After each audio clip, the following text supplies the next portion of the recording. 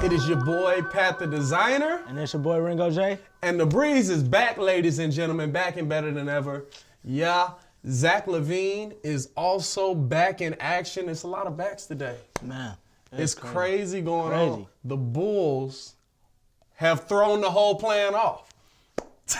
This man, Zack Lavine, has come out in 4 games and really shown that he might be able to take this team and do something with it. What you thinking about Zack in the first little showing? I mean, it's crazy because I was saying to myself, with Chris Dunn and Lauri Markkanen, like what they already got going on, if you add Zack Lavine to the mix and, you know, he's not scared after coming off that injury, because if you look at him, he looks like he has not lost one step. He has that bounce. I mean, this man's first shot in his first game was a 3, which was actually a pretty good sign. So I like what they got going on, and I like where he's at mentally.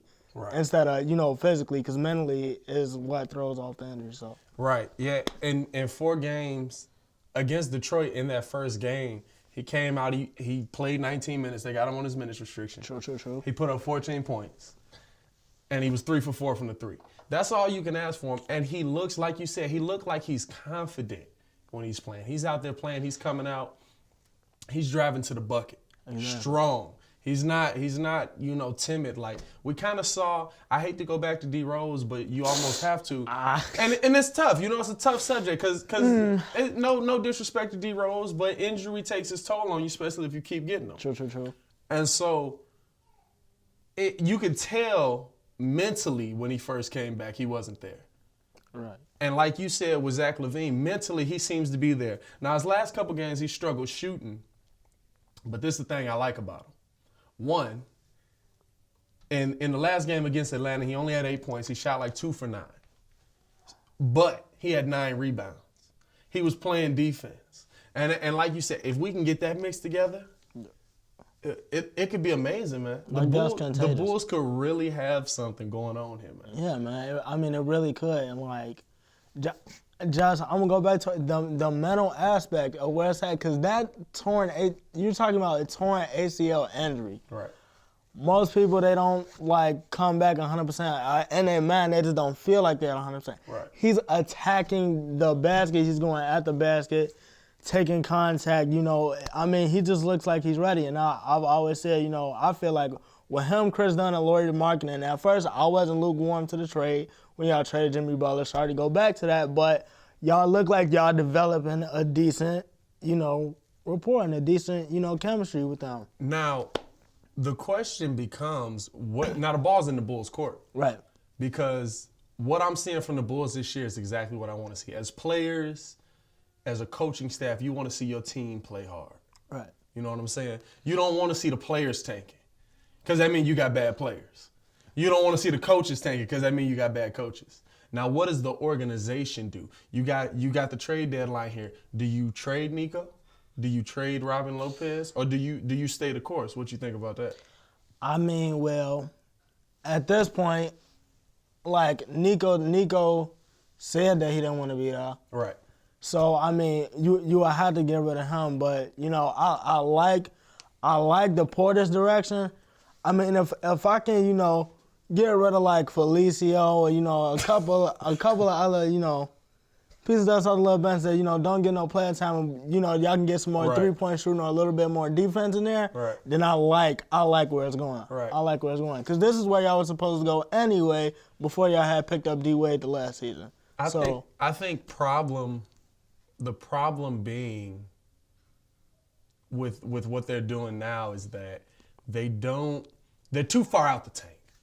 Like, they've won 18 games. There's literally like 10 teams below them. I think there's 5 in the West and like 3 more in the East. So there's probably like 8 teams below them. So the Bulls are looking at like a 9 or 10 seed in the draft. So as an organization, you got to try to stop winning games. And you know what though? I like what Chris Dunn said, because they asked him about taking the name. He was like, look, man, everybody out here, they got a job to do. It's not our job to go out here and tank, because we want to play. Like, we feel like we got good players. Right. And, you know, that's what they're showing. Like, they play hard. So, I mean, that's a good sign. Because you don't want your players and your coach to tank. That means you're giving up on the whole thing. And they look like, you know, even though they're not where they want to be, they look like they haven't given up. So that's what I like. Exactly. And I think the addition of Lavine has really invigorated the Bulls. The Bulls have come out, like they were playing well, they were winning games, but since Lavine has been back, they look like they're having fun. Right. Even they've interviewed Nico, and Nico says, I've never had this much fun on this team ever. Like you know, he's been in the league 4 or 5 years now, I think, maybe 4 years. Four. And this is the first time he's having fun on a team that hasn't won anything. You know what I'm saying? Yeah. Like he was on teams that were really winning games, Right. and now he's on a team that really isn't winning anything, but he's having fun because it's being done the right way.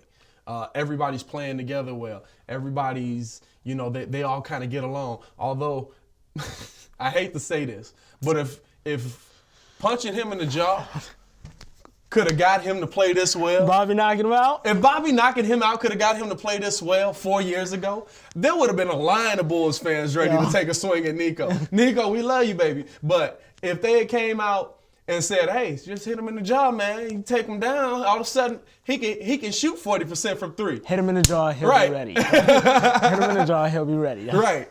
So, but with that, you know, the Bulls are really, they're moving in the right direction, but it's on the organization now because the organization has to make the decision on should we trade these guys? What do we get back for these guys? Because they're talking about getting back Derek Favors. I was feeling it at first. Now I'm not really feeling it because I feel like you need draft picks back.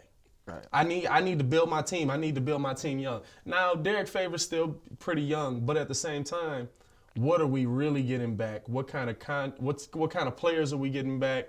You know, I think the Bulls can get a early second round pick for Nico. Right. And this draft is deep enough. This draft has some pretty good players coming out. You can make it happen with that. You know what I'm saying? So, I mean, like, what about Rolo? I mean, because they're talking about putting him on the chopping block, too. Rolo, I like Rolo. First off, let me say that. I like Rolo. Rolo is a heart hustling muscle dude. You know what I'm saying? He's the hard hat and lunch pail dude. You know what I mean? Yeah. But the thing is, he's playing well. In my opinion, he's playing better than his brother. Because Brooke ain't, you know. Brooke is just, my condolences. Bro. Right, my condolences to you in L.A. We're sorry that you're there. That's not. But Robin, I'm sorry, is really showing that he can be that back to the basket. I think if you trade Robin to a contender, if you put Robin on, say, I wouldn't call the Cavs a contender, but I wouldn't. But that's a topic for another day. But what we got, say you put Robin on Boston. Oh. That's Al Horford. Boston needs a big man. Ooh. You got Al Horford who's spacing the floor. Al Horford, Aaron Baines. And all we want want back is a pick. We'll send you Nico and Robin if you want it. And they got some picks. And they got some picks. That's what we're looking at with that. And that's why I think you got to trade them. If you're the organization, you have to trade them if you're trying to get draft picks. Yeah, man. Yeah, I definitely, because there's definitely some talent coming out of this draft. I definitely see there's some talent coming out of this draft. If you can get, like you said, an early, like second round pick, or like even a late first rounder, if they can find a way to squeeze in a late first rounder, I like where it's going. But then again, back to your point, like it's all on a organization, you know, where do they go from here? But I like where it's headed. And I get y'all just do for this season, because I thought it was really going to be bad. But I thought it was a 3-win season. Y'all to be decent, though. I thought it was a 3-win season coming our way.